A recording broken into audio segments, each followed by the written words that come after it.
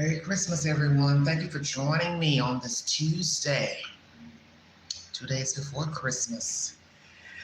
Queen has been a little cranky, as you can see from my post on social media. I'm going to address that quickly, and then I'm going to get into my commentary pertaining to Miley Cirus. Yes, I'm a bit cranky, just irritated at people in general, just tired of being nice, just tired, fed up. I'm trying to keep a positive demeanor because it's the holidays. And I blame myself for one situation because, you have to learn when to leave well enough alone dealing with certain type of people. They're never going to change. They're always going to stay the same. Then the flip side, I'm already in, as I said, a new place. They're older people who live in the building. They're very nosy, I've noticed. Every time you get in the elevator, somebody has to ask, do you live here? Well, if you see me with a laundry basket, which is really none of your business, I'm either doing laundry for myself or I'm doing laundry for somebody else. Why ask? Why ask what my name is? Why ask, do I live here? It's annoying to me. And I hate people asking me stupid questions. Do I live in the building? You see me coming down the hall. You're coming out your door. I'm coming out of my door. Then you're telling me, oh, I don't really know people by their name, don't really know the people. Why not just say, good morning, how are you? Merry Christmas. You don't even have to tell me your name. Just say hello and good morning, Merry Christmas. That should be the extent of the conversation. I'm not trying to be rude, but everybody knows that when you start being too chatty with people, it leads to stuff because one question becomes another question, then becomes another question. Where did you come from? Da, da, da, da, da. How long did you stay there? Why did you come here? Just BS. And sometimes, people say, well, I don't mean any harm. If you ask them, why are you asking me all these questions? Or if you tell the story to somebody else, they might say, well, some people don't mean any harm, but some people are just nosy. Just say hello. What is wrong with just speaking to people? Or how about don't speak at all? We nod, grin, smile at one another. You get on where you're going, I'm going where I'm going. That's my rant for today. I'm just irritable today because I keep being nice to people that I don't have no business dealing with, talking to. And then the other side is you got other people coming at you, asking you the same damn question every time you come out the apartment door. Are you new? Do you live here? One older lady, she pissed me off so bad a couple weeks ago. I was pushing a little walker thing with a laundry basket in it. And she was like, oh, that's a nice carrier you got. And I was like, thank you. And then she goes on to say, are you doing laundry for somebody else or yourself? Why? What difference does it make? Stay out of people's business. That's my message for anybody this upcoming year. Know when to just be quiet. It's really none of your business who moved in a building, down the hall, how long they've been there. So when somebody asks me now, oh, you must be new. I've had that said to me about 2 or 3 times because I don't push the close button on the elevator. Oh, you must be new. Well, Dodo Bird, there's times I've gotten in the elevator and the elevator closes right when I push the floor number where I'm going. So therefore, I don't have to push the close button. But this is what happens when you're around a bunch of busybodies. They don't have nothing to do but worry about you pressing the close button on the elevator, what your name is. Are you new? Do you live here? No. I'm just pushing around picking cotton. That's what I'm doing. Oh my God, Angela. God forgive me. All right, everybody. We're going to get on down to Miley Cirus.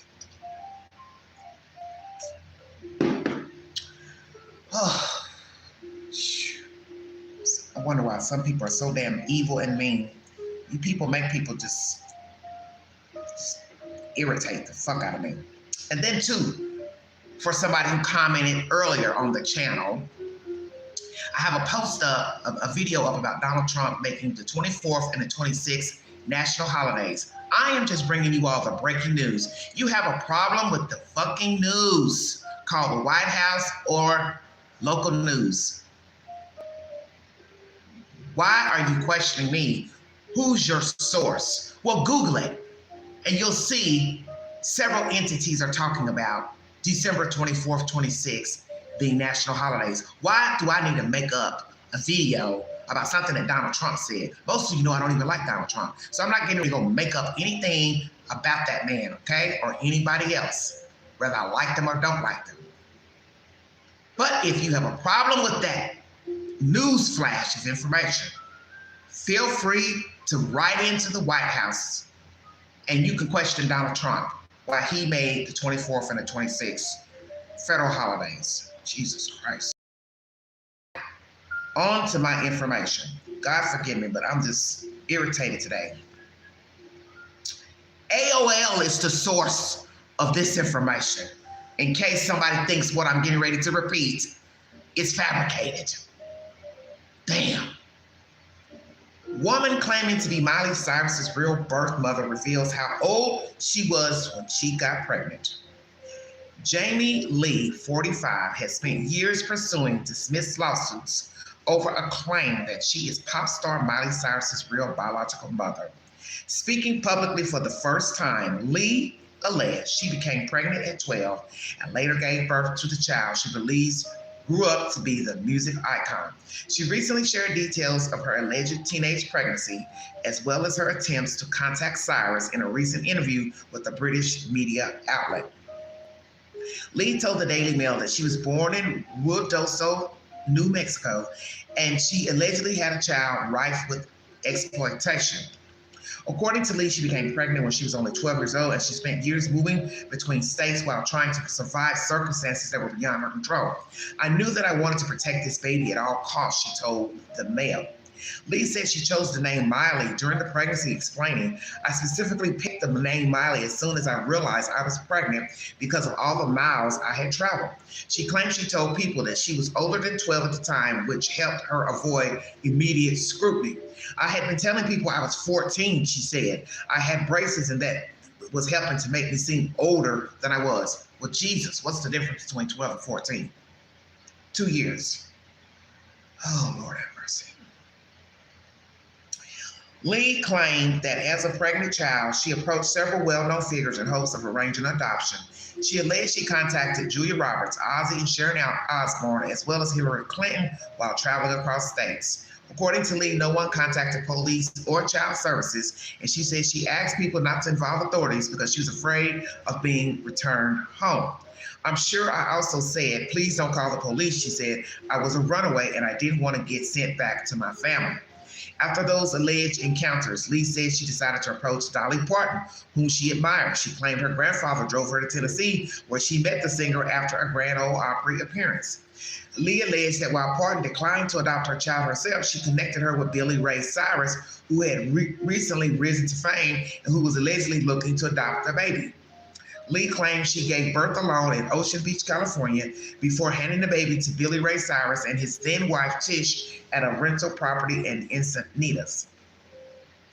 Lord have mercy. She alleged that the agreement was meant to be an open adoption, but the contact allegedly ended afterward.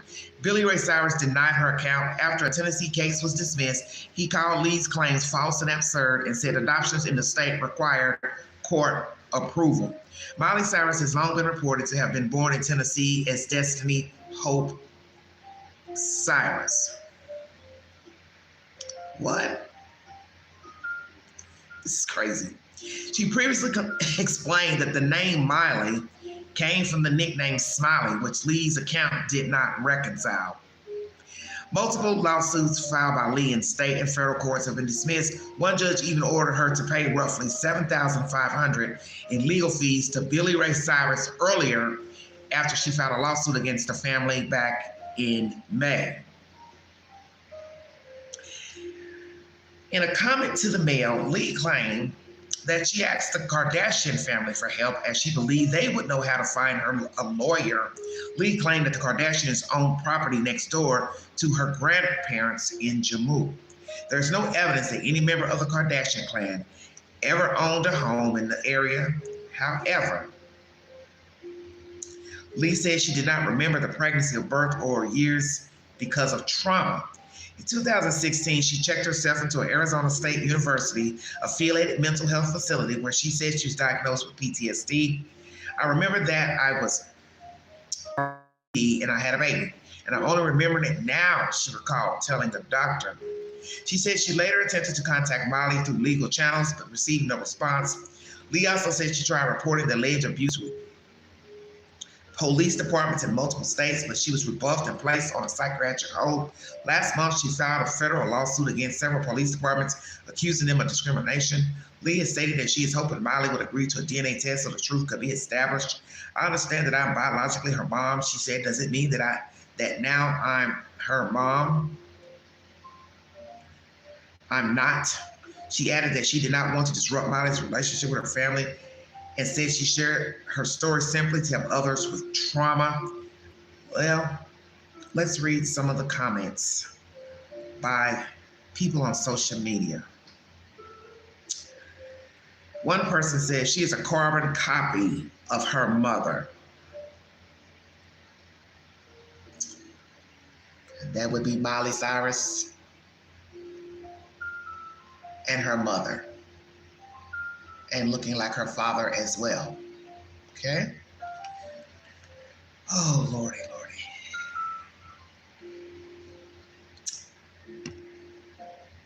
Miley and her parents.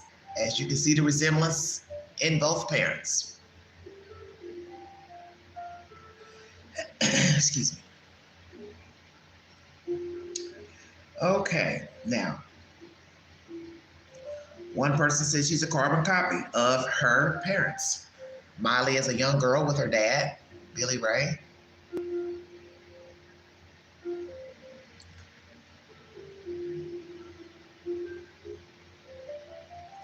People are so money hungry. Clearly, this is not true. Now, my only question is, will she be charged for anything come of her purposely creating a false lawsuit? Somebody says. Another person says, mind you, Miley looks like Tish. If she asexually reproduced like a sponge, a spitting image. Don't make me laugh. Very true. She does look like her mother. She definitely looks like her mother there. This was somebody's post to social media. She very looks like her mom. Excuse the commercials. Nice try. Miley and Noah look like Tish. Paid to have the government clone her. That's one person's commentary. Don't make me laugh at Jamie Lee. Somebody else says, she looks exactly like her mother, laugh out loud. Sounds like someone in a manic psychosis. My friend, rest her soul, went into one and thought she was best friends with Lady Gaga. Lindsay says, this is a wild claim considering Miley and Brandy are literally clones of Tish.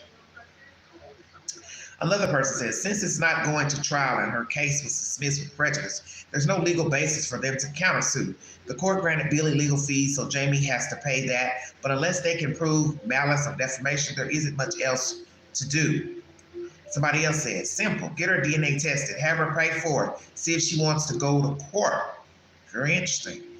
NBD says, that's called psychosis too. Her and her mom are basically twins, laugh out loud. So that's what you're hearing from a lot of the people commenting on social media, is that Miley looks just like her mom. And one would have to say, it would be a serious coincidence that this woman, whoever she is, Jamie, looks like Miley Cirus. Miley favors her as well. Who is this female? Don't know. She claims she was sexually assaulted at a young age. She gave birth at 12. Went through Dolly Parton, and Dolly Parton recommended Billy Ray Cyrus. Don't know if that's true, but as I said, Miley looks just like her parents. So I'm going to assume these are her biological parents. Lord have mercy. Jamie Lee. Let's type in her name and see what we get.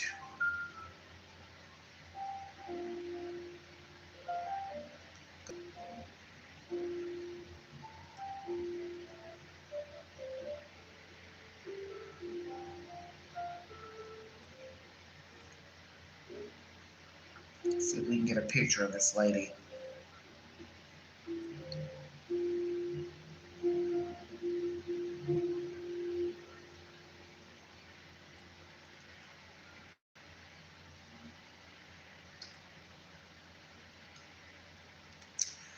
Okay. Kill shot demands payment from Jamie Lee after she claimed Miley Cirus isn't his daughter. And that's the $7,500 I was speaking of pertaining to the legal fees. So he is arrested for Lee to cover $7,564.13. This comes in the wake of the dismissal of her claims, which included her alleging she was the one to secretly give birth to the pop singer Miley. I would have ignored it, quite frankly. I wouldn't waste my breath from hiring a lawyer because you're just throwing away money. I'm trying to find a picture of this lady. So she said in 1992, I was trying to find a lawyer to help me get visitation of Miley, but I was brutally attacked and placed in a state of trauma until recently remembering how I came to be parent of Miley. She has a lot of, I don't know what to say. She said she was given the opportunity to choose the name under this private agreement and was then allowed to work as her nanny and piano teacher. So wait a minute. First you said they disappeared after you gave them a kid. Now she's saying in this commentary, she was the nanny and the piano teacher. Billy Ray says the allegations are delusional and absurd. So he filed a motion to dismiss the lawsuit, stating that the allegations were clearly brought for the purpose of harassing him and his family and needlessly wasted the court's time as well as resources. So furthermore, he says that the laws of Tennessee don't allow adoptions without court approval, and also cited statutes of limitations that barred all those claims by Lee. This eventually led to a judge dismissing the case on December 5th, clearing the way for Billy to formally seek reimbursement for the legal costs that he incurred to defend himself in court. What do you think about this story?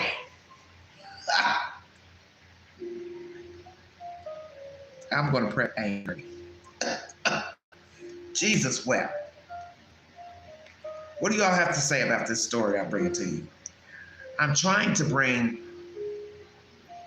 a photo of this crazy bat, if I could find one.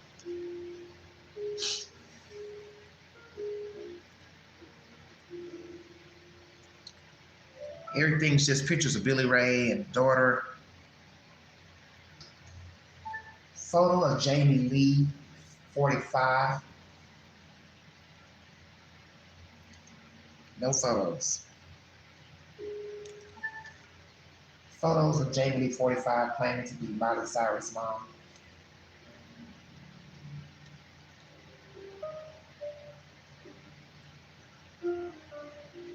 So this lady has mentioned Dolly Parton, Sharon, and Ozzy Osbourne, Julia Roberts, the Kardashians, all these famous people she's made contact with, allegedly, to get help to try to find her child.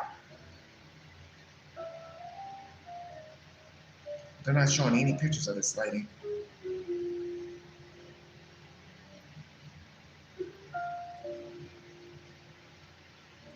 So Billy Ray has responded, but what does Miley Cirus have to say?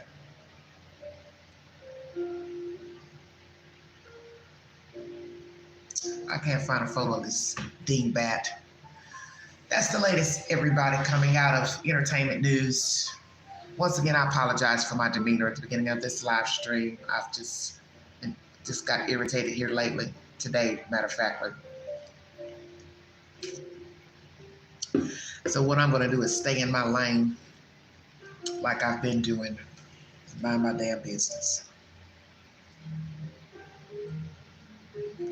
And once again, if you need verification for anything in this commentary, you can feel free to Google it if you don't believe the information. There are several sources pertaining to the information I just brought you. Blast, Fandom Wire, AOL, Yahoo, International Business Times, hosted on MSN, in case somebody decides to come in and say, where did you get that from? I always tell people, you don't believe something, Google it. Now we'll go to breaking news. Lord, help me, Jesus. Help me, Lord. Help me, help me, help me. Man. Hold on, everybody.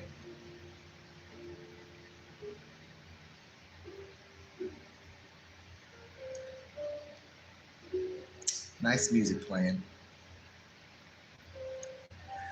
Okay, now we're going to go to another source of information that was uploaded. 42 minutes ago, ABC News is the source.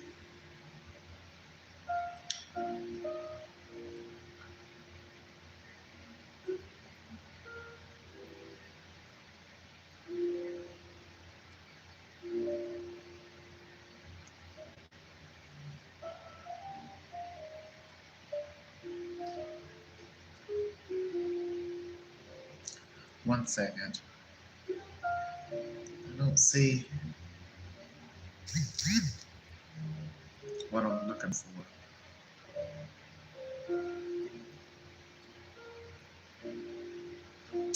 Ashley Buzard, the mom of missing 9-year-old Melody Buzard, has been taken into custody in connection with the investigation into her missing daughter, sources told ABC News. Multiple law enforcement sources told ABC News that Melody's body was found in early December in Utah, in an area where Melody and Ashley Buzard traveled in October. Law enforcement believes Melody was unalive and that she was likely dead in October before she was known to be missing, sources said. Ashley Buzard was taken into custody following DNA results from the recovered remains, sources said. The investigation into Melody's disappearance was sparked on October 14th when a school district administrator reported her extended absence to authorities. The sheriff's office said authorities determined Melody and Ashley Buzard left their Lampa, California home October 7th for a 3-day road trip that took them to Nebraska area. The sheriff's office said Melody was last seen alive October 9th near the Colorado-Utah border, according to authorities. Ashley Buzard returned home to Lubbock on October 10th with the car she and Melody had rented on October 7th, but Melody was not with her, the sheriff's office said. Authorities have claimed Ashley Buzard wore wigs and swapped license plates during the trip, and they said Ashley Buzard didn't cooperate with the search for Melody. The Santa Barbara County Sheriff's Office not yet commented and only said it would share major developments in Melody's case. News conference at 2 p.m. today, and that's at Pacific time. So I am 3 hours ahead of California time, and Pacific, I don't know if that's going to be 2 hours behind me or not, but right now it's 2:23 Eastern Standard Time. My condolences to anyone who is related to the child who actually has concern for her. It was obvious that the mother had done something corrupt pertaining to the child due to the fact that she did not cooperate, the fact she changed license tags, she traveled with no distinct information to where she was going and why, taking the signs out of her yard pertaining to the child missing. Those were telltale signs to me. She already knew where the child was, and she knew the child wasn't coming back. And this is just another ridiculous story about a child. And more than likely, if you can go travel over states to get rid of your child and alive your child, you're probably abusing your child. It's probably why the child wasn't going to school. Maybe the mother had abused her. I don't know. I couldn't really tell in those photos of her with the hoodie on if she had been beat up or anything, because you can't tell with a hoodie on, long sleeve clothing, but who knows? Will we hear of any DHS reports that this woman was abusing her kid? Does she have any other children? I hadn't heard that she had any other children. This is just a sad case. Every day it's the same nonsense pertaining to children. That's why I don't like talking about kid stories, because it's always the same BS. It's always allegations of abuse, always CPS reports, always somebody seeing something out the window. They're not fed, their hair's not combed, they're looking raggedy, they're missing school, they've got black eyes, broken bones, they're going to the doctor with rib cages fractured. It's always something. It's never anything positive. It's always something negative. And it's always when the children go missing, you hear that DHS was involved. Every story is the same. As soon as you hear, oh, PD's missing, then here comes somebody, oh yeah, DHS was at the house yesterday or 5 days ago or 2 months ago. It's the same BS all the time. It's ridiculous. It's just damn ridiculous. Now, what will her defense be? Not guilty? I don't know how she got out there. I told you I gave her to some people that I don't know who they are and I don't know their name. That right there, that was a red flag. You're going to meet up with some strangers for your daughter to spend the night with them, but you don't know them, and they lived out of town, and you met them at a zoo. But you don't know their names, and you don't know where they live. And that's the same thing she's going to say when she goes to court. I don't know where I went, why I was out there. I was riding around. I was in the daze. Maybe she knows Brian Korberger. She's going to say she was stargazing. It's ridiculous. Pure ridiculousness, insanity, ghetto ratchetness. All these stories are the same to me. Just sickening. It's just no damn words.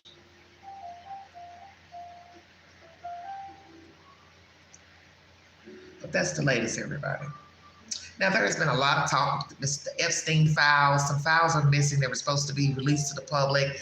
A lot of pictures have Mr. Bill Clinton in them. One was supposed to be an unsavory picture of him in a hot tub or pool, half dressed with a young lady or something to the sorts. But now Mr. Bill Clinton is saying, hey, I want all the files released with my name attached to them, even photos. And let whatever's going to be. Very interesting. Very noble of you, Mr. Clinton. Very noble of you. Also, they said there were pictures in Epstein's desk, 2 pictures of Mr. Donald Trump, which I find that very bizarre. Why would he have pictures of Donald Trump in his desk? Was it just a picture of Donald Trump by himself, or Donald Trump was in the picture with Epstein with other people? Very curious. I don't know. Some Democrats believe there's a cover-up, that the U.S. government has redacted information where Donald Trump's in the information, photographs. Is that true? My thing is, don't give us nothing half-baked. Because if you're not going to release pertinent information pertaining to the files and what you discover pertaining to Epstein, Weinstein, whoever, what's the point of talking about it? So I look at it. We live in a world filled with cover-ups. Hell, this country is a cover-up. The country was derived fraudulently. So my thing is, anything thereafter doesn't really mean anything. Who made the telephone line, the telephone cord, the telephone, who invented the car, who did this. You only know what's been told to you. And that's really all you have to go on, such as this information I'm bringing to you. I can bring you a source. You're entitled to either believe it or not believe it. It is what it is. Life. That's that. This video that I'm playing is a very nice video. All the videos are pretty similar. They're probably AI generated, but they're always showing these big, tall windows with a view of buildings, which, you know, really in actuality, if I look at this building, if I was supposed to believe this was an apartment building, it's probably not real because the windows are so damn big. I doubt that it's an actual view outside of, you know, of an apartment, but you know how it is. Everything's for visual effects, so that's that. Now, as the Reiner case, I've been listening to different professionals talk about their opinion pertaining to psychopathy, schizophrenia, manipulation, Nick knowing right from wrong. I've listened to some very interesting information. Very interesting. You entitled to believe, you believe that he was a manipulator, mentally ill, drug addict. I was listening to the Harvey speaking on TMZ. The mental illness didn't get treated, he believes. That he was just getting treatment for the drugs, but not the mental illness. There's probably some truth to that. The fact that Mr. Reiner said he was listening to the wrong people, he should have listened to himself. Well, what was yourself telling you? That's what I'm curious about. Well, we can't ask him because he's no longer alive. What did he think was the solution to his son's problems? Did he even know his son was mentally ill? So you got to ask all those questions. Because if you don't know he's mentally ill, it's a double threat, okay? He's on drugs, also has a mental problem, and they're counteracting with one another. They're both feeding off of one another. The drug addiction versus the mental illness. So what you may think is drugs making him act out is possibly the mental illness because he was schizophrenic. It was a double-edged sword. But in the end, he still murdered these people viciously. Now, what we're going to wait to hear, did voices tell him to unalive his parents? Or he just unalived them because he wanted to? Now, I don't know how Mr. Reiner treated his children growing up. My understanding from different people, he was, a humanitarian. He cared about people. He cared about, the arts, entertainment, helping people. But we know the flip side of things. It says sometimes what's portrayed to the public isn't actually what goes on behind closed doors. And I'm not here to down Mr. Reiner and his wife, Michelle. I'm just saying that we live in a world filled with illusions. That what I see, you don't see. What I hear, you don't hear. So I've been around people who were well known in the community. Some people liked them. The person may have seemed helpful with things pertaining to voting and helping the elderly, but they didn't treat their family members well. But people in the street didn't know that. They only know the person that was represented to them. So I don't know if that's what was going on with this family. The parents represented themselves a certain way, but maybe they weren't that great of parents when they were with their children growing up. And naturally, Mr. Reiner stayed on the go because he was a producer, director, so he possibly wasn't home a lot when his children were younger, and that may have caused some issues with the son. And we have learned, as I've heard in many commentaries lately about this situation, children seek out things when they're not getting what they need, and adults do it as well.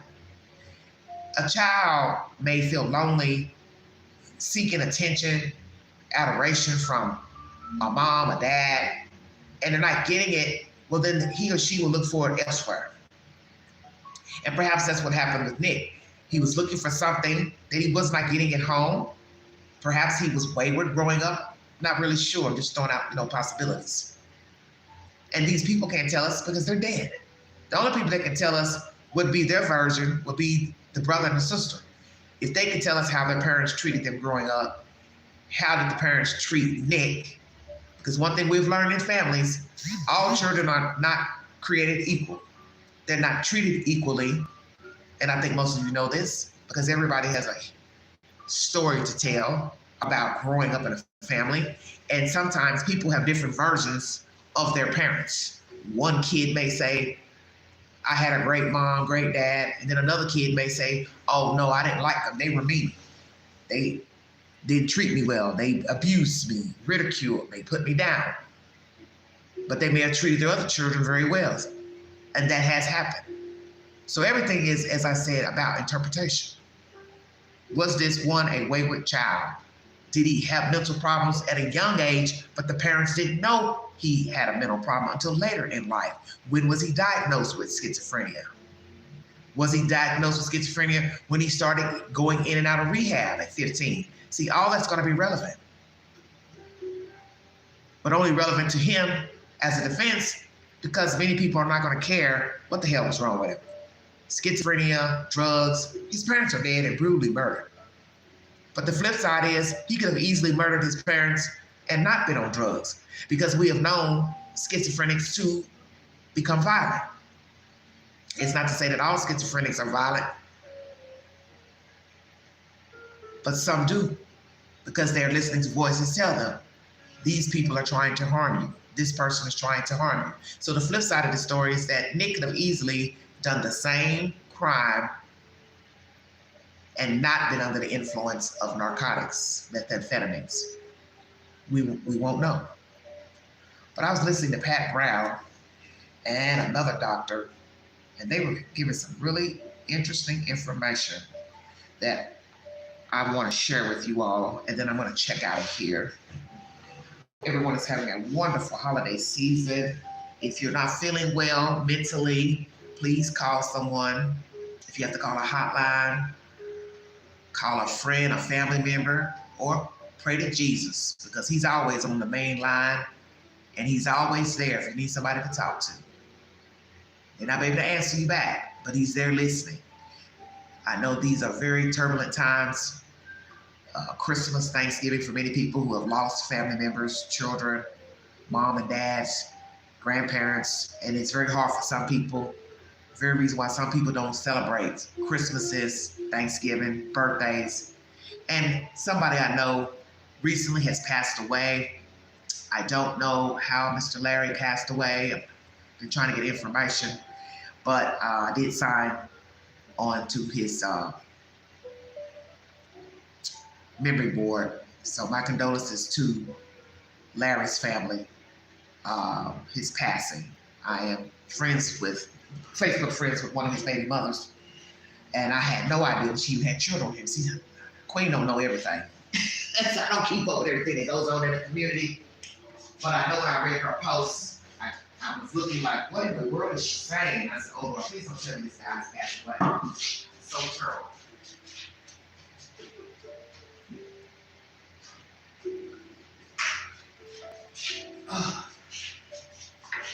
Once again, my condolences to Larry's family, friends, children, the community. A couple weeks ago, he bought Queen a drink when we were out at our little wing night at the Magnolia Cafe. And it was kind of hard reading that post to see that he's no longer alive. Lord have mercy. The world we live in.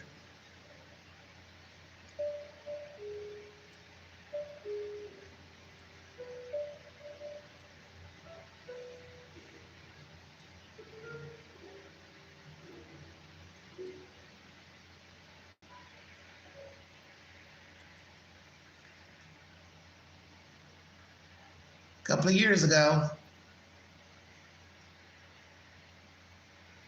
I need all that hair back.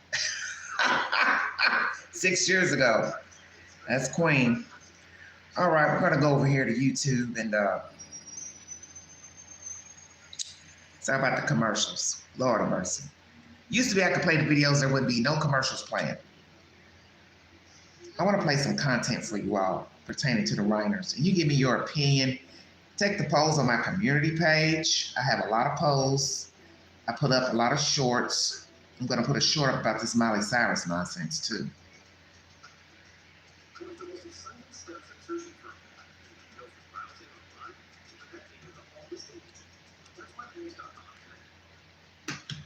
Let's see if I can find what I had.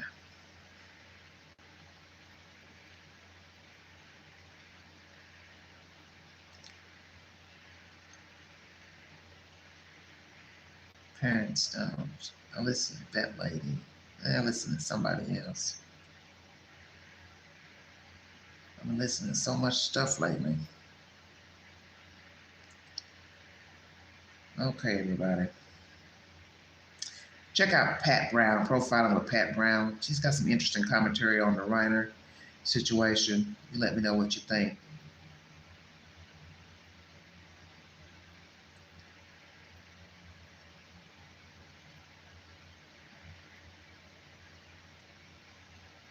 My movie of the week is The Swerve, now free on Tubi. Check it out.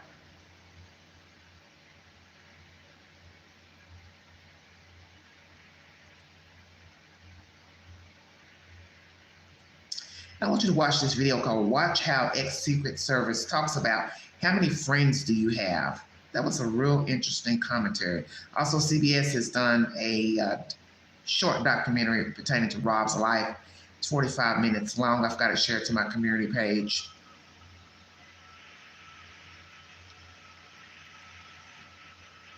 See if I can find it.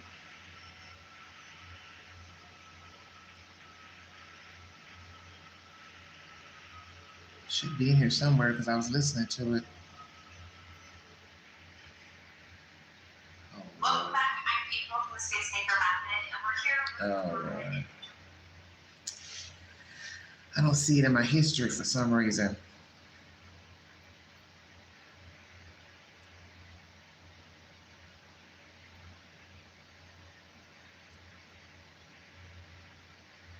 Let's listen to Pat Brown for a little bit.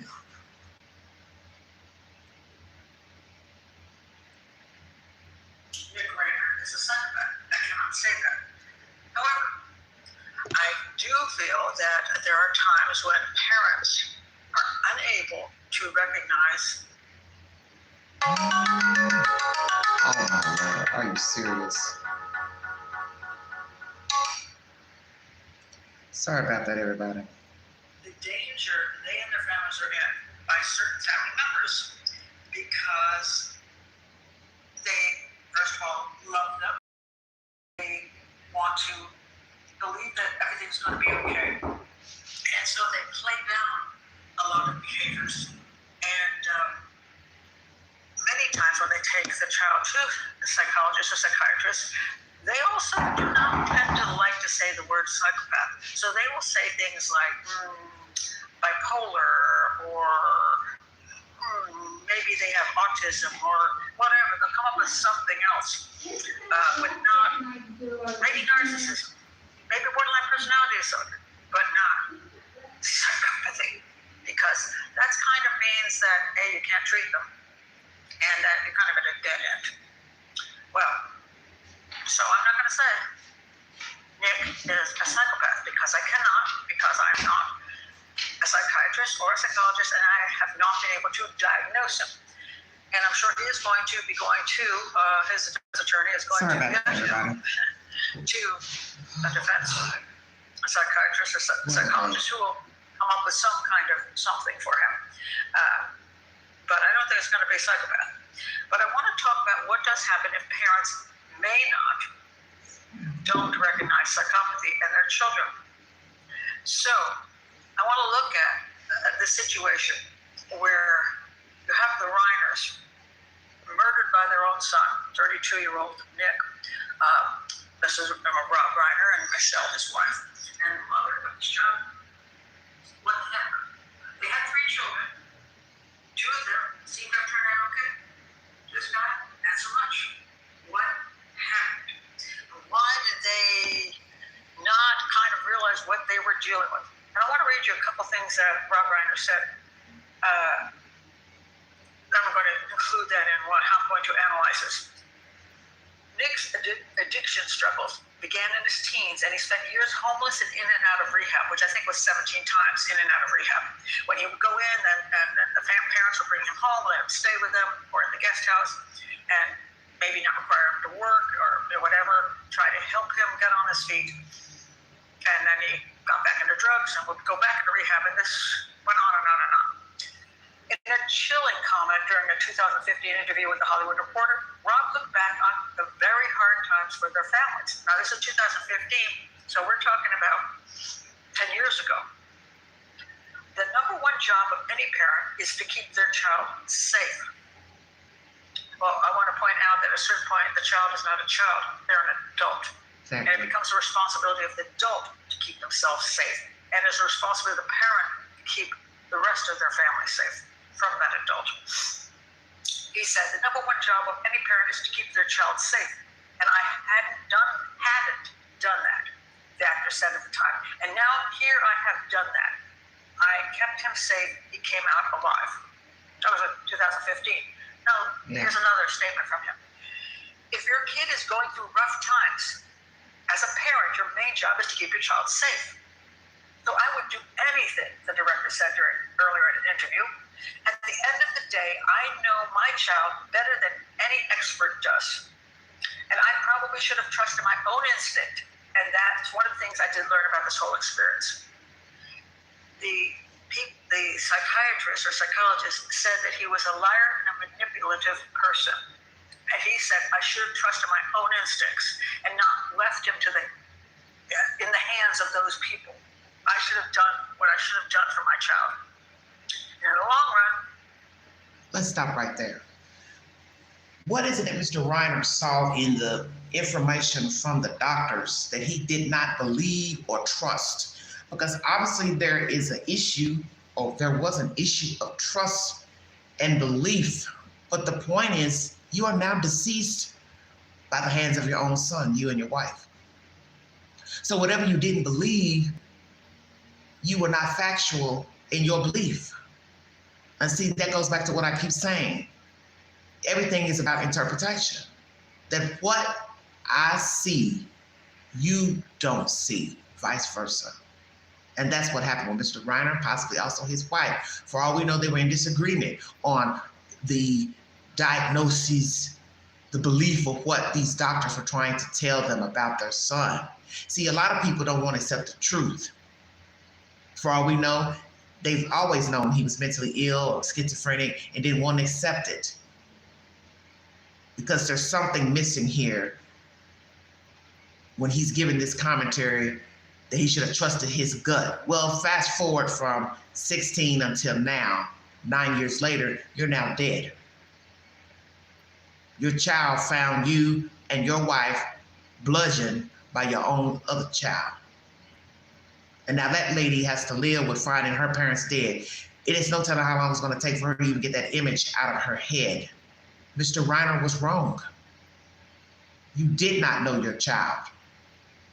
Keeping him safe from whom? From what?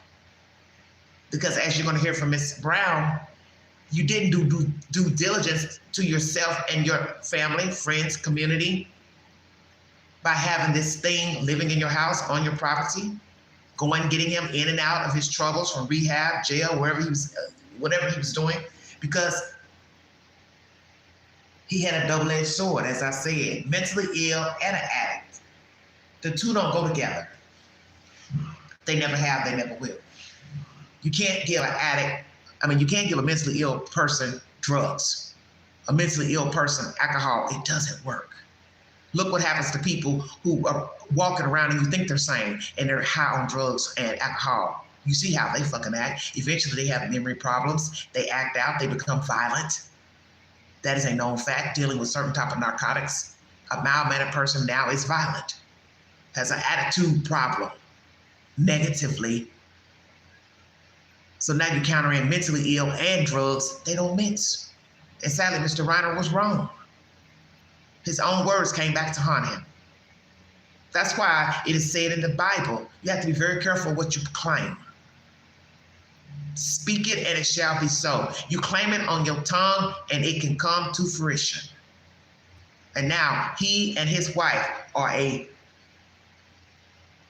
testimony to not believing what was actually the truth about their kid. And they coddled him and kept him on too long. There comes a point you have to walk away from your children, your friends, your family, whomever, because it doesn't work. And as I tell people, I'm a living witness to dealing with people who have mental issues, bipolar, schizophrenia, drug addiction. There's nothing you can do for them. Nothing. You can love them from afar, but there is no intertwining. It does not work. It can't work. It can't work. And these two are a testimony to it not working. But this is not to say now, once again, that all mentally ill people commit homicide or all people who use drugs commit homicide. But you do have percentages of people who do both. Mentally ill and or schizophrenic and or mentally ill and on drugs, alcohol, can become violent.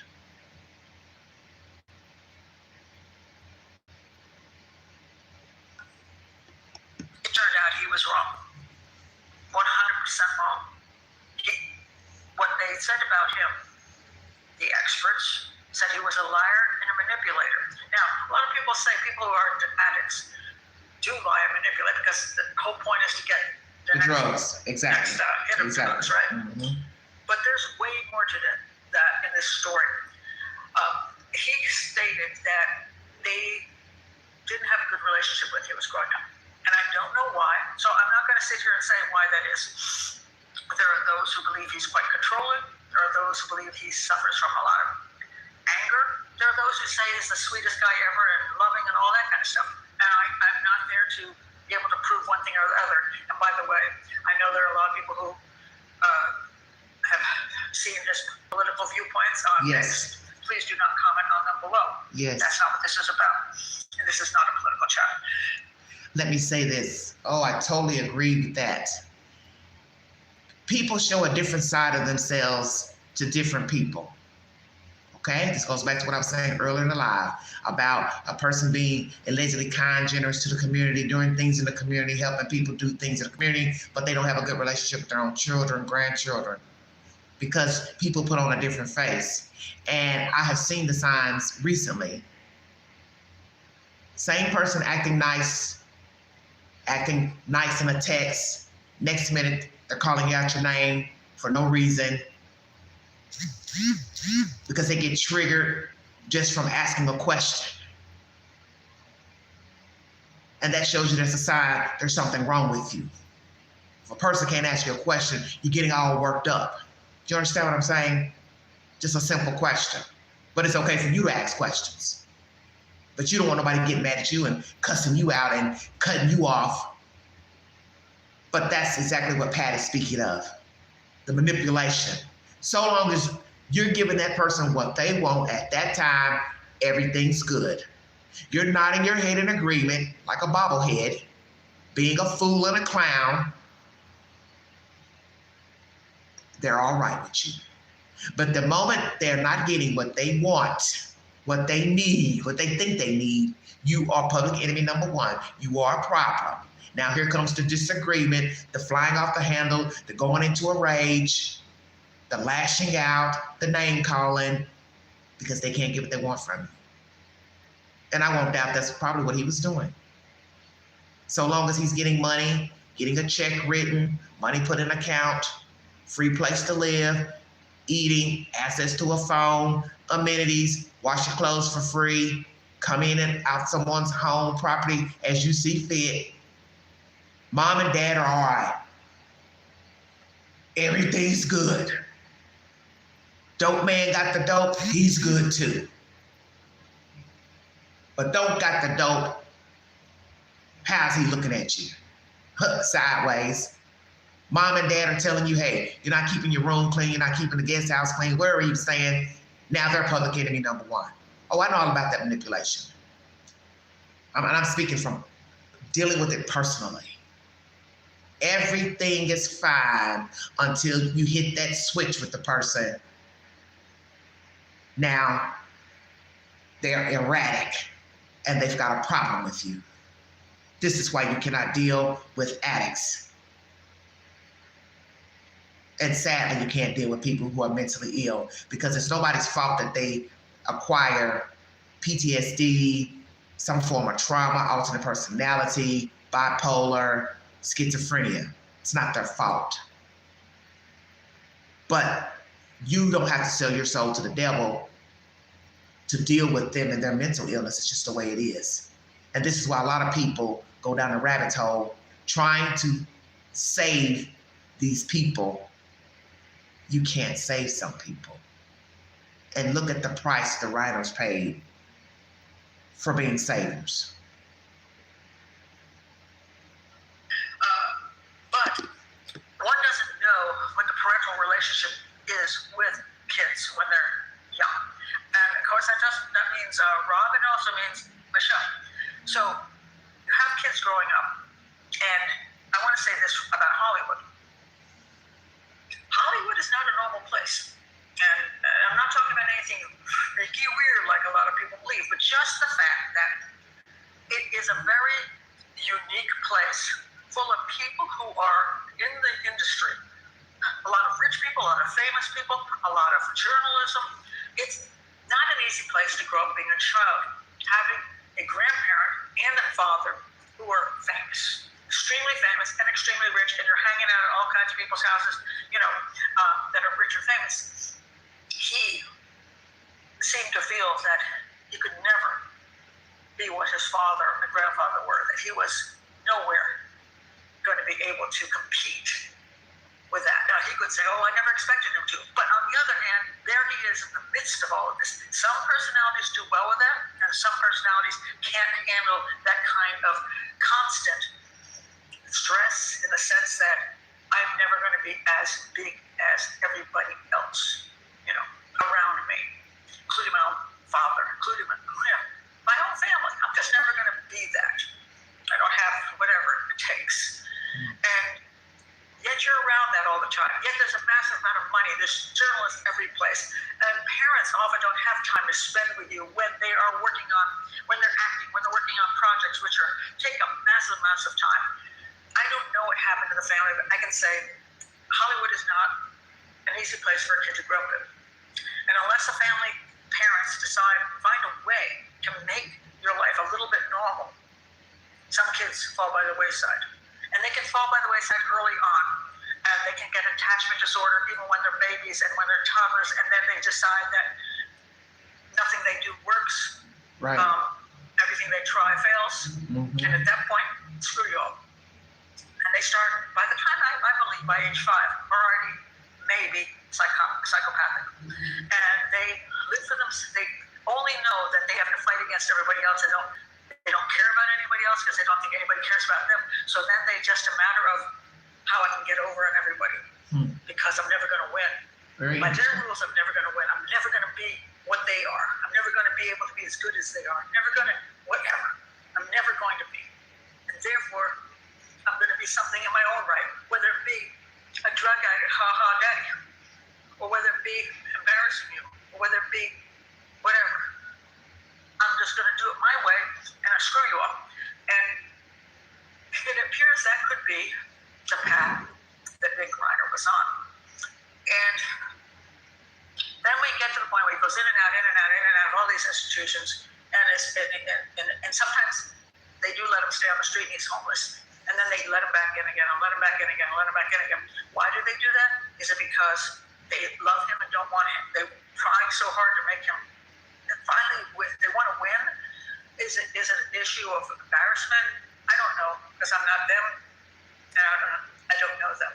But once a child becomes an adult, they are on their own, essentially. You can help them, exactly. but you should never do anything, in my opinion, that you control them and you manipulate them yourself.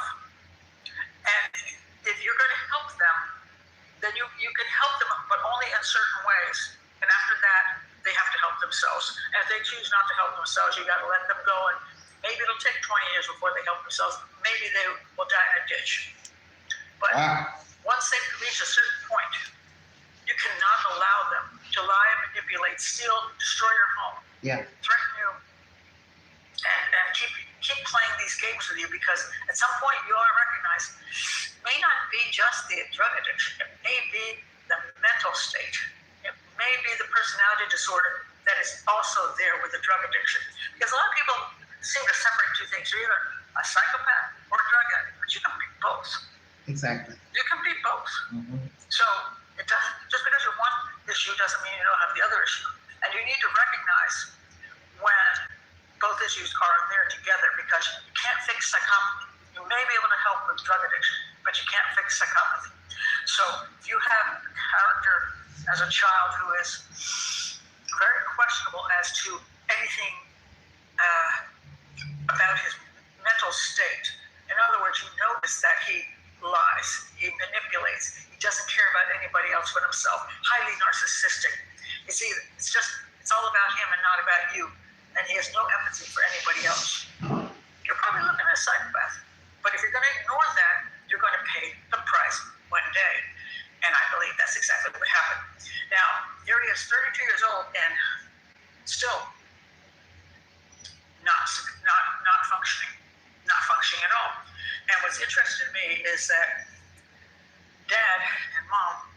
to a party, and he is acting oddly. He was acting oddly before he went to the party, and then they took him to their friend's house. I'm not going to say which one. We all know if you read the news. They took him to a party of their friends. A child who is unstable. That to me shows me a little bit about maybe he doesn't have good judgment.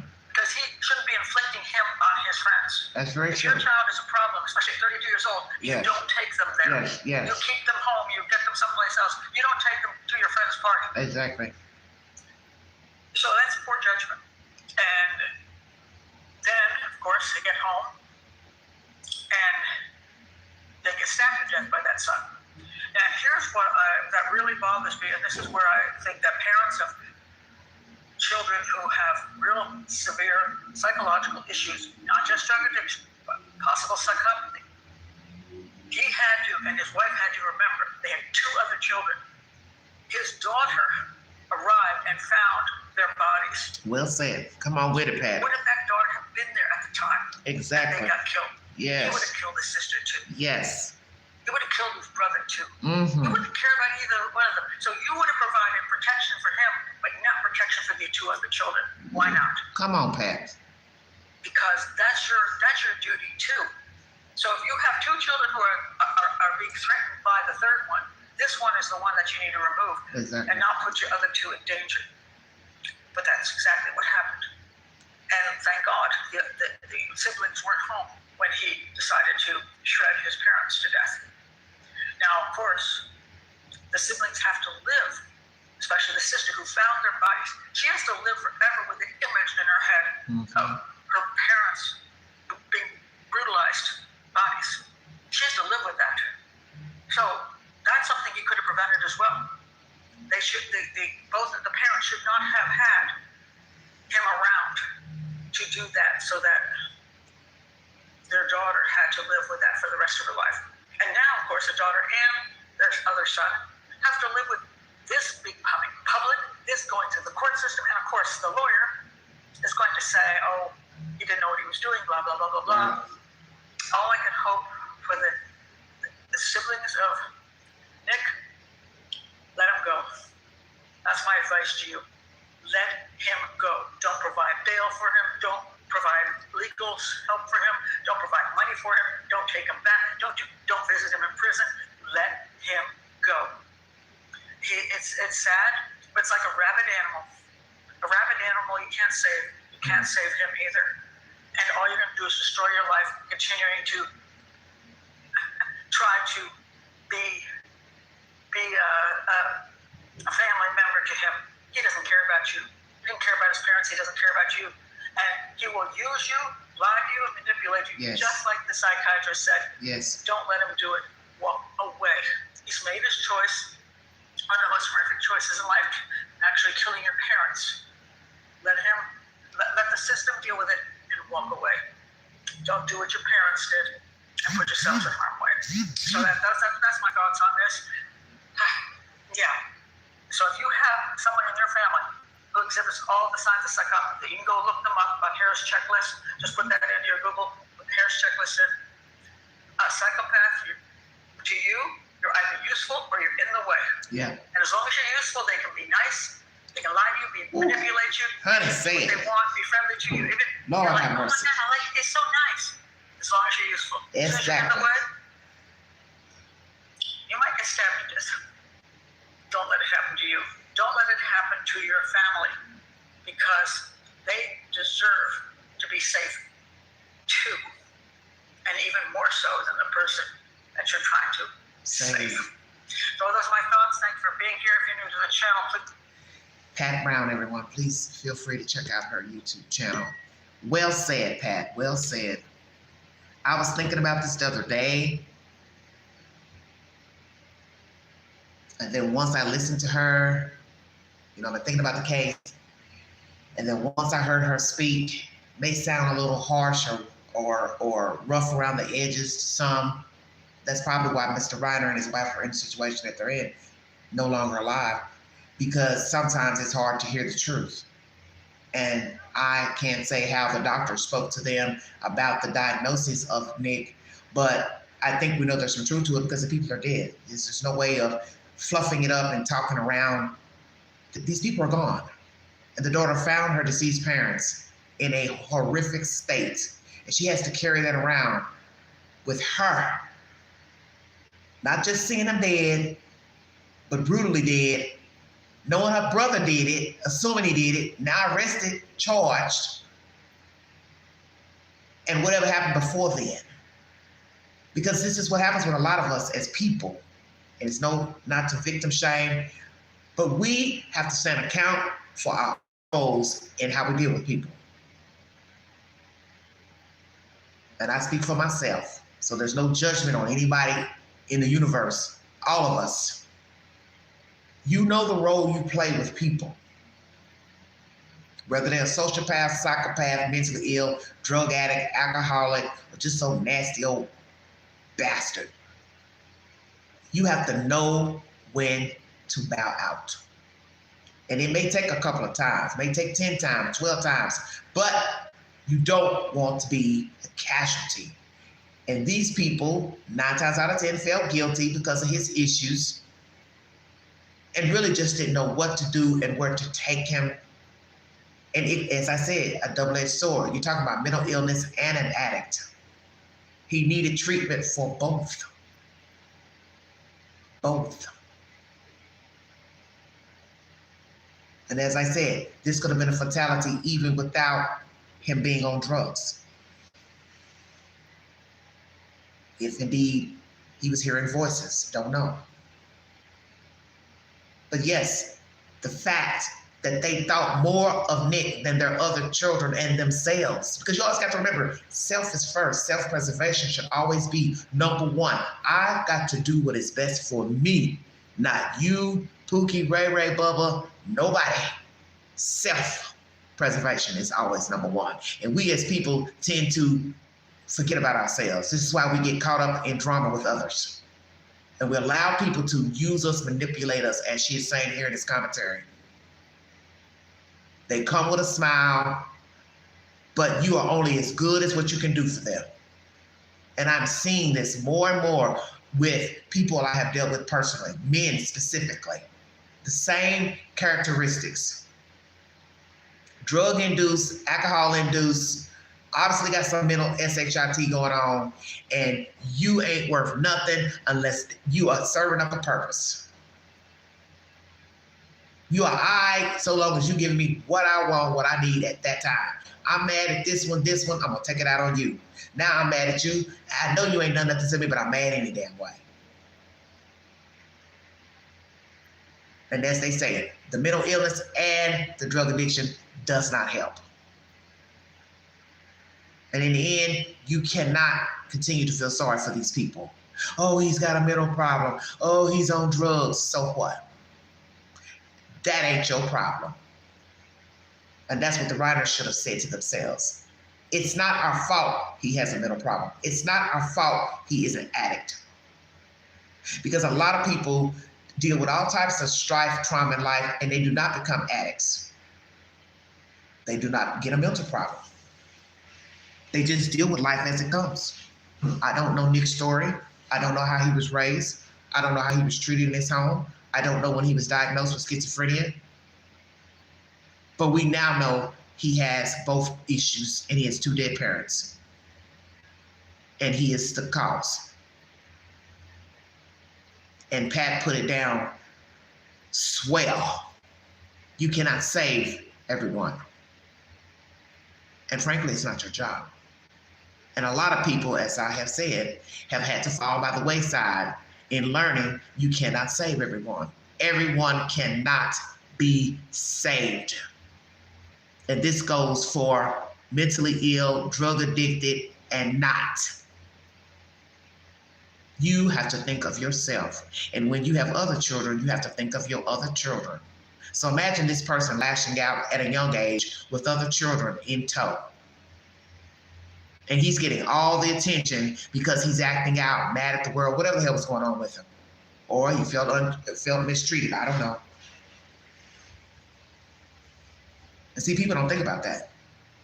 Parents can coddle the bad kid, the wayward kid, the sickly kid, mentally delayed kid, and the other kids can feel left out. See, it can go a multitude of ways. Or the mentally inept kid, mentally ill kid, feels left out because they are, in their mind, probably the problem, black sheep, so on and so forth. See, we don't really know what was going on in this home. And I think the man tried, Mr. Reiner. He tried, he acknowledged his shortcomings on an interview about, he and his son and the making of Charlie, the movie. But look at the end result. These people are gone. There's no going back. There's no replay. There's no do-over. And this is what we have to learn about ourselves in dealing with people. You can go 50 rounds with a person, and on the 51st round, you end up in a terrible situation or worst case scenario. And that's not the story you want to tell. That's not the legacy you want to leave behind. I died trying to help somebody else. And I hear a lot of people, even in my comment section, I listen to people who seemed like they were getting their panties in a knot about the grown children living with them. I put up a poll last year, this year, and I'll ask you, what do you think about grown children living with their parents? And some of you, I can read your comments and tell you're getting upset. Because sometimes you can feel the energy through a comment. I'll do anything for my kid. I don't care what happens. You don't care. Oh, but you should. I don't care. My child can live to me till I die. Blah, blah, blah, blah, blah. Mm-hmm. You eat those words. As someone in the comment section said, they want their children out of their home, but they are afraid to tell them to go, so they don't end up like the Reiners. That was a hell of a comment somebody put on the channel about a week ago. Made me feel kind of bad, kind of sad. Fearful as well. Because we've learned that you can be turned on at any moment. When there's no disagreement, no discord, the person could just come out with a gun, a blade, beat you to death. Because that's the whole point, you can't read a person's mind. But if you're living in a home with violent people, especially your own children, you should know that they're going to be a worst case scenario. And there's no way in the world with somebody you brought here and they are violent. Oh, no. You can't stay here. And if it's to the point where you fear saying it to the person, hey, I want you out of my house. I've done all I can do for you. I can't have you living here. The best thing you do is pack their luggage while they're gone out for the day, get all their things gathered up, and sit it out at the curb, at the corner, and then tell them you cannot come back to this house. The locks have changed. Sorry, Charlie. And some people may think that's cold, but if it's to a situation where you fear for your safety and you don't know how the person is going to react, then you may have to do that. You have to change locks and get their things out of the house before they return. Because I don't know what was said in this house with Nick and his parents. Nothing could have been said. It could have been just he walked on in there, cut their throats and kept it moving, walking down the street with a crack pipe, heroin pipe. Because when he was arrested, he had paraphernalia. So they just go to show you, he doesn't give a damn about these people. As Pat was saying, he's nonchalant, he's empty. Hey, what you do today? Oh, I just slit my parents' throats. What are you doing now? Smoking crack, smoking heroin. What you doing? Well, I'll be damned. That shows you he never cared to just be walking down a public street in an area that's allegedly known for drug trafficking, smoking something wide open in the public, which you know is against the law. Shut your mouth.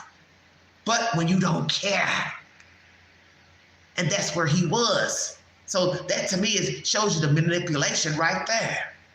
F y'all, I can do what I want.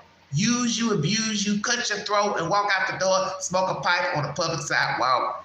Catch me if you can. I see people like this every day.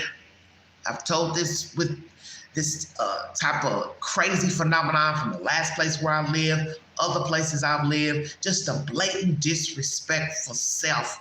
And that's what you always have to remember. If a person has no respect for himself, herself, they cannot respect you. They cannot like you. They cannot love you. You are just what Miss Pat has said. You are just a means to an end.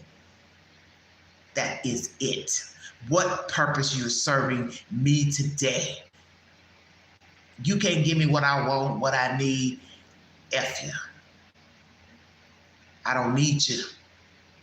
And them same people who will talk nasty to you, talk down to you, will be the same one call you on the phone, ask for a favor. And you're sitting here thinking, the fuck you calling me for? I was just a BITCH or EMF yesterday. You need a favor this week? Really? Well, call the people you like. Call the people you want to be around. That's how I look at life. That's why I've learned you can't be nice to folks. You can try to turn the other cheek. You can pray to Jesus. You can forgive them, but you can best believe as soon as you go back in the lion's den with them, they're going to turn on you again because they don't know nothing else but being deviant. And like I said, you have people walking around doing this, they ain't on no drugs, and they don't allegedly have a mental problem. They just evil as hell.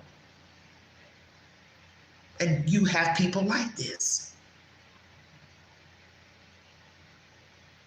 And I know somebody personally loves to use their mental illness as a crutch. So you know how to name call, use drugs, get drunk, talk crazy to people, but you mentally ill, I'm mental, I'm schizophrenic, I'm this. So that's your excuse for mistreating people? Because you're mentally ill? And then some people will call them, oh, well, you know he mental, you know she mental, pat them on the back. You gotta overlook them. No, you overlook them. Because there's going to be a day you're not going to be able to overlook a knife to the throat, a knife to the back. You're going to be down there gurgling, thinking to yourself, oh my goodness, what have I done? What have I done? Blind trust. See, it's one thing to walk outside on a public street and get stabbed by a stranger who does not know you, and they were schizophrenic, or rather, and the voices told them to stab you. Versus you dealing with somebody you know is violent, acts out, wows out, gets upset, stays drunk, stays high. First thing somebody can say, well, what's your excuse in dealing with them? You're waiting on a casualty. No, because you're doing what most of us do. You're hoping and praying that the person will change and act better. Maybe they can't. I don't know. But it's not your job to try to wait to see that they're going to get better, act better. So as I said, this commentary goes for people who are not allegedly mentally ill, schizophrenic, bipolar, whatever the hell title you want to put on them. They ain't getting high, getting drunk. As I said, they're just evil. They have no respect for others. And I can honestly say, I can speak on that on another person I know as well. Have no regard for you. Wasn't quite rude or nasty by the tongue, but they showed they had a nonchalant demeanor. And as most of you know, that was Mr. Professional. And I use him a lot in my commentary because it seems like every damn thing I talk about, it brings up a Mr. Professional vibe. So I've dealt with different kinds of ignorance. One who allegedly didn't use drugs, didn't get high, but was a liar, a manipulator. Then there are those who got high, drink, allegedly mentally ill, and they were manipulators, liars as well. Might as well throw in thieves too. See, it takes all kinds. And sadly, those of us who are trying to be nice and be cordial and be in their company, we get the brunt of the BS when we are undeserving of it. And it's no telling what the Reiners went through dealing with this boy as a child and as an adult. And as Pat has said, 32 years of age, he didn't have no business living in his parents' house. And that's how I feel. And I would feel that way if he was not schizophrenic, if he didn't use drugs. A 32-year-old man ain't got no fucking business living in his mama's house. And I'll say the same for a 32-year-old woman. Why are you an adult living in your parents' house? And I don't give a damn how you was raised. You are an adult. You need to live on your own because everybody deserves peace of mind, privacy. You can love your children from down the street. Love your sister mama from down the street. And this is why we have people who cannot be adults because they are being coddled as children. Haven't you noticed that? And this goes for all types of people. Let me make that clear. The person who cannot make it on his own, her own, they use people, manipulate, pillar to post, sleeping on couches, going from door to door, and they always got a story. It's always they, them. It's their fault. No, can't be everybody's fault. Just accept you don't want to do what's right to be an adult and be self-sufficient. And I always tell people that once you see the signs of a grown person, especially a man, 30 years old, 40 years old, 50 years old, you still want to live with other people, live off your mama, your daddy, your sister, a stranger, there is something wrong with you. You are codependent. And as much as you love to say, I take care of myself, as I've heard from somebody a while back, I do for me, that's a lie. It's a damn lie. Because if you did for yourself, one, you'd stay your black ass out of trouble and you would stop living with people to where you gotta fuss and fight, staying with them. Going from house to house, apartment to apartment, that's not self-sufficient. Begging, bumming, that's not self-sufficient. Needing people to sign for stuff. Sign for a car, sign for a rental.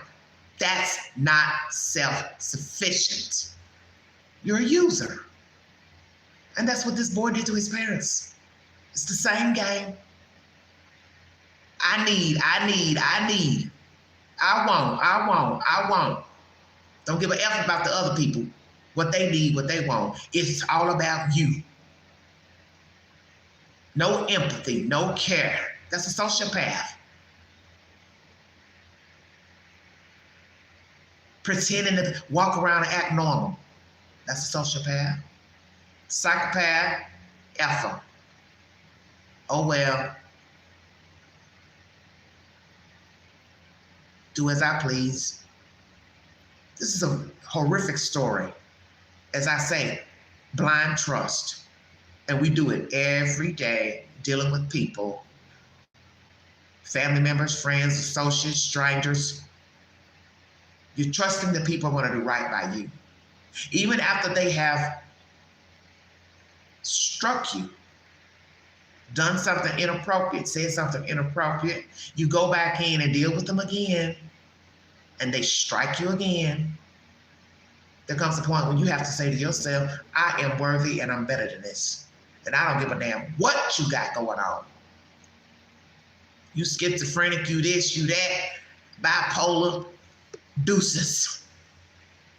As Pat said, leave them where they stand. And that may seem cold, hard love, you call it what you want. It's called survival. Because a dead man can't talk. A dead woman can't talk. A dead person can't come back, coulda, woulda, shoulda. I wish I had done this. It's too late for all that. Hell yeah, they should have cut that boy off at the fucking ankle. Because that running in and out of people's homes, tearing up their things, breaking TVs, punching walls, eating up everything, drinking up everything, probably bringing different people in and out of the house that also use drugs, they were setting themselves up for failure by feeling bad for Nick. And it happens every day. These people just use you and think they can do anything they want in your home, in your house, talk to you any kind of way, bring other people around, use up your amenities, don't pay $1 damn for nothing. And you know this boy didn't pay for nothing at 32. Just sucker punching his family in the gut, in the face. And look what happened to them in the end. There comes a time when you have to cut the apron strings and leave your children to fend for themselves. Because you can't make a schizophrenic person be unschizophrenic. You can't make a person put the bottle down, and you can't make a person stop getting high.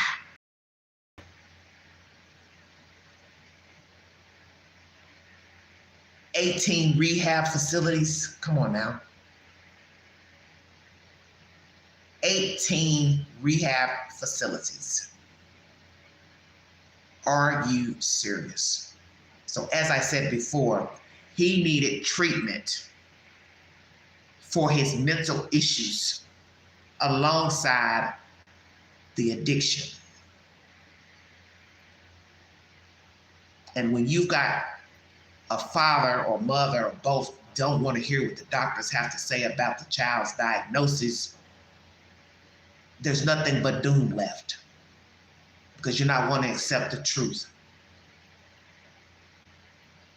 And look how many years these people had to go round and round with this boy, in and out of treatment facilities, violent, probably a horrible tongue, nasty mouth, vagrant behavior, 17 years.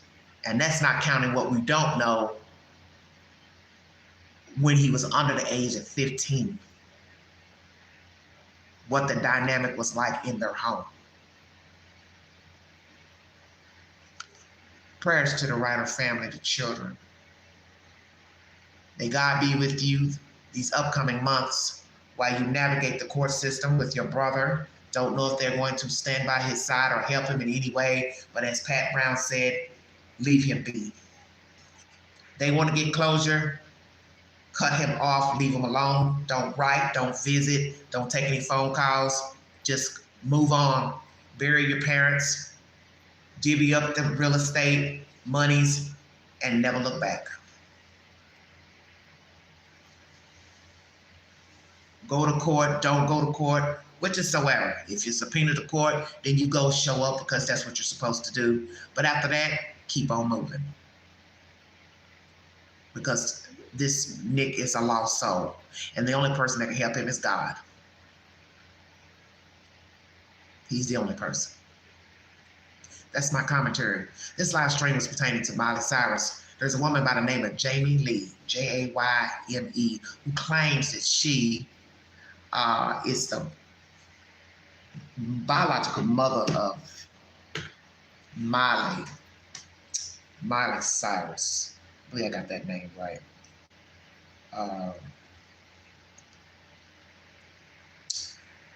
But Billy Ray says,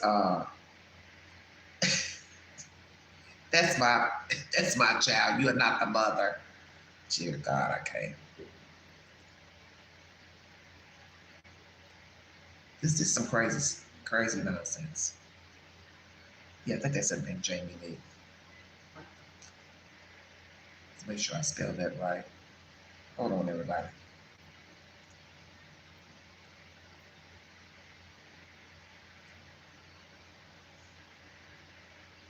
Yes, that's the lady's name. Jayme, last name Lee. 45 years of age, claims she's the mother of Miley Cirus. Billy Ray has claimed this woman is fraudulent, causing problems, harassment, and he's suing for over $7,000 for attorney fees for making him have to go to court for this nonsense. Her case was dismissed by a judge. Have not heard from Miley what her take is on it, or the biological mother, but Billy Ray has basically said this woman is a fraud. Perhaps this woman has a mental illness, because she goes from saying the baby was taken immediately. The contact was gone immediately after the baby was gone, allegedly, from her care. Then the next paragraph I read, another article, she says she was the nanny and the piano teacher. So it can't be both. It can't be, as soon as I gave the baby up, they cut off contact. Then you say you was the piano teacher and a nanny.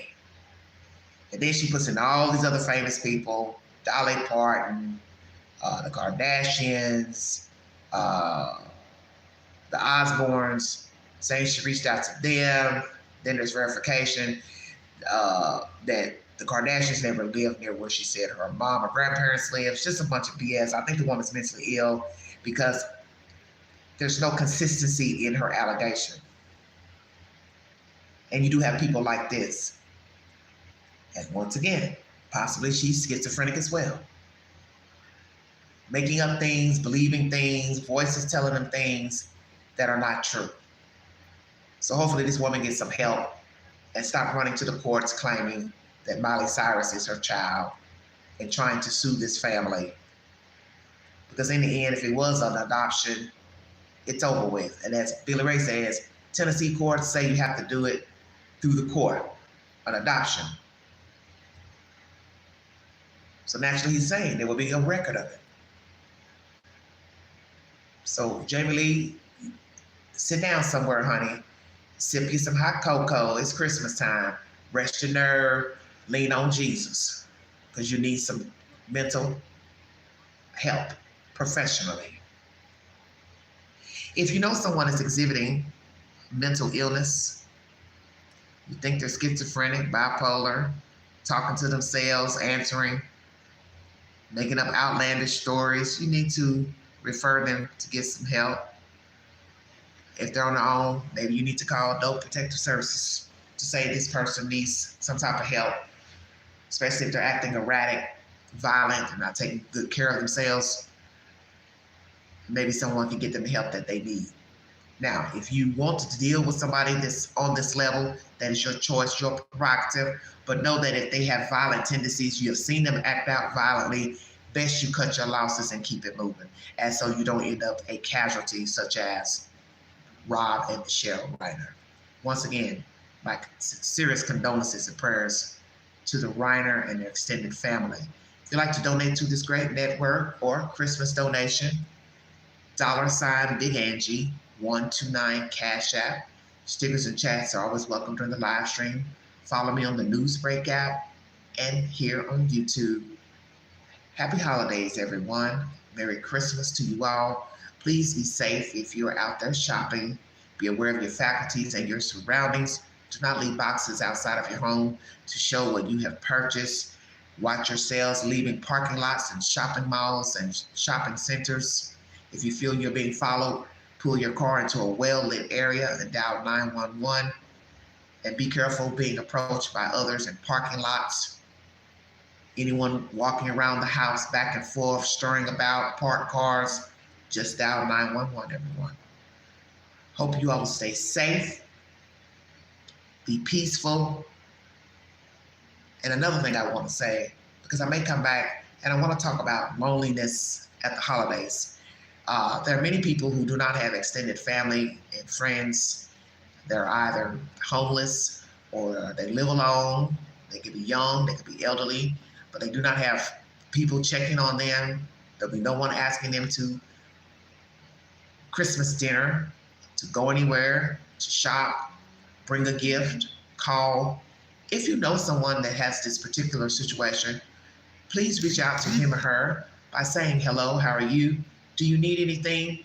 Take them a small gift, be it chocolate, candy, pajamas, a hat, a scarf, just something, a card with just a few dollars in it. It's just the thought that counts. Because there are many people who are alone, they do not have a support system, family, and they would like to hear from somebody around the holidays, like to receive a small gift. If you can afford coffee, or as I said, take them to lunch or dinner, it's the thought that counts. Many people have lost loved ones at holiday times, and this is a turbulent time for some people. So call a person and check on him or her just to say hello and Merry Christmas. Thank you for your time. God bless all of you. You have been listening to the Vault XL. Thank you.